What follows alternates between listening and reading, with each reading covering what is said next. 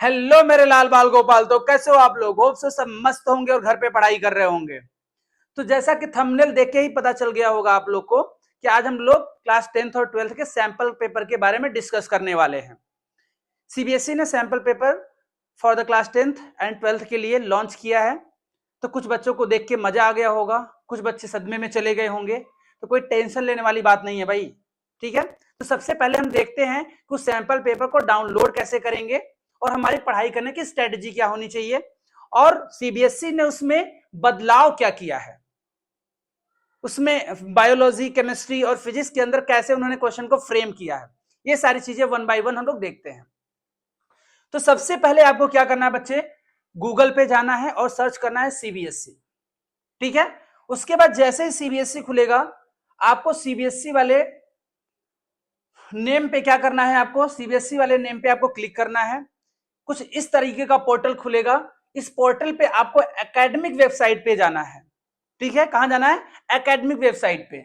और जैसे ही academic website पे आप क्लिक करोगे, वैसे इस तरीके का एक फॉर्मेट खुल के आएगा, जिसमें आपको यहां पे न्यू में देखोगे तो दिया हुआ है बच्चे sample paper for the class 10th and 12th। जैसे यहां पे आप क्लिक करोगे तो आपको कुछ ऐसा फॉर्मेट दिखाई देगा, इस तरीके का फॉर्मेट, जिसमें डिफरेंट सब्जेक्ट के सैंपल पेपर आपको मिल जाएंगे। एसक्यूपी, सैंपल क्वेश्चन पेपर। तो आपको साइंस पे क्लिक करना है और जैसे ही साइंस पे क्लिक करोगे, आपको ये आपका साइंस का सैंपल पेपर आपको डाउनलोड करने के लिए देने लगेगा। तो सिंपल में आपको इस सैंपल पेपर को डाउनलोड करना है और सैंपल पेपर को सॉल्व करना है, उस फॉर्मेट को देखना है, एक बार नहीं 10 बार देखना है, एनालिसिस करना है कि किस तरीके से क्वेश्चन को फ्रेम किया गया है। बेसिकली अगर 10th की बात करें हम, तो क्लास 10th के अंदर इस बार तीनों subject physics, chemistry and biology को उन्होंने सेपरेट कर दिया है। पहले कंबाइन करके देते थे, सारे क्वेश्चन मिक्स करके देते थे, बट इस बार सेपरेट किया है। सेपरेट करने में उन्होंने क्या किया देखो जरा, जो बायोलॉजी को रखा वो 30 मार्क्स का रखा, केमिस्ट्री को 25 मार्क्स रखा और फिजिक्स को 25 मार्क्स रखा। बायोलॉजी में देखोगे बच्चे और केमिस्ट्री में देखोगे तो बायोलॉजी के अंदर आप देखोगे तो 7 मार्क्स के एमसीक्यूज हैं, 2 असर्शन एंड रीजन है 1 मार्क्स के, और यहां पे जैसे केमिस्ट्री में देखोगे तो असर्शन रीजन 1 है, और यहां पे फिजिक्स के अंदर देखोगे बच्चे तो असर्शन रीजन सिर्फ 1 है। यहां पे एमसीक्यू देखोगे फिजिक्स के अंदर तो सिर्फ 2 एमसीक्यूज दिए हुए हैं, और यहां पे एमसीक्यू 7 है, और बायोलॉजी के अंदर एमसीक्यूज भी 7 है।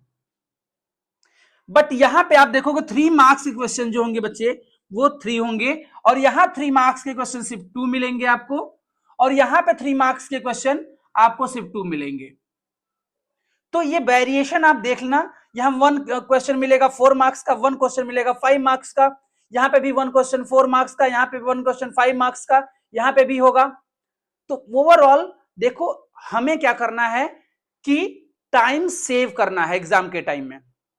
हमें फिजिक्स लास्ट में सॉल्व करनी है। आपको पता है फिजिक्स के अंदर न्यूमेरिकल्स होते हैं, कुछ कॉन्सेप्ट होते हैं जो हमें टाइम लेते हैं सॉल्व करते समय, होता है ना। तो अगर आप ऊपर अगर सोचोगे ना कि सर इसको 1 आवर दे दे, उसको 1 आवर दे दे, इसको 1 आवर दे दे, 3 आवर का पेपर है, तो आपका पेपर डेफिनेटली फिजिक्स का छूट जाएगा। तो आपको क्या करना है बच्चे, स्ट्रेटजी ये रखनी है कि आपको बायोलॉजी में कम से कम 45 मिनट में निपटाना है, 45 मिनट में इसको निपटाना है, बाकी बचे हुए समय को यहां पे यूज करना है, ताकि आपकी इजीली यहां से सारी चीजें अच्छे से कर पाओ। क्योंकि यहाँ पे न्यूमेरिकल जो मिलेंगे, यहाँ पे कुछ कॉन्सेप्चुअल क्वेश्चन मिल सकते हैं, ठीक है, कुछ थियोरेटिकल क्वेश्चन मिलेंगे। आप देखो 3 मार्क्स के क्वेश्चन 3 है, इधर 2 है। तो उन्होंने कुछ ऐसा रखा है भाई साहब कि आप बच्चा जाके लास्ट में टाइम उसे कम पड़ जाए। तो आपको ऐसी स्ट्रेटजी बनानी है कि बायोलॉजी, केमिस्ट्री में जल्दी से सॉल्व करें, और जो हमारी क्या है, ये जो फिजिक्स है उस पर हमें टाइम ज्यादा मिल सके। बात समझ में आ रही है? चलिए नेक्स्ट बात करते हैं हम लोग क्लास 12th के लिए। क्लास 12th का कोई भी चीज चेंज नहीं हुआ है भैया। आप देख रहे हो 12 एमसीक्यू, 4 असर्शन एंड रीजन, थोड़े थोड़े चेंजेस हैं, ऐसी बात नहीं है। सेकेंड सेक्शन में देखोगे तो 5 क्वेश्चन मिलेंगे आपको 2 मार्क्स के, 7 क्वेश्चन मिलेंगे भाई साहब 3 मार्क्स के सेक्शन सी में, और आपको डी में, सेक्शन डी के अंदर 2 सीबीक्यू मिलेंगे, केस बेस्ड क्वेश्चन मिलेंगे जो 4 मार्क्स के होंगे, और 5 मार्क्स के यहाँ पे 3 क्वेश्चन मिलने वाले हैं। तो आपको क्या करना है भाई साहब, सैंपल पेपर को डाउनलोड करना है, सैंपल पेपर सॉल्व करना है। सिर्फ एक ही सैंपल पेपर सॉल्व नहीं करना है, बहुत सारे सैंपल पेपर आपको मिलेंगे, सारे सैंपल पेपर सॉल्व करने हैं, ठीक है। अब ये सोच रहे होगे कि सर सैंपल पेपर अभी सॉल्व करेंगे, बाकी सिलेबस तो अभी हुआ नहीं है। तो आपके बच्चे जो जो चैप्टर हो चुके हैं एटलीस्ट सैंपल पेपर से उस क्वेश्चन को निपटा दो।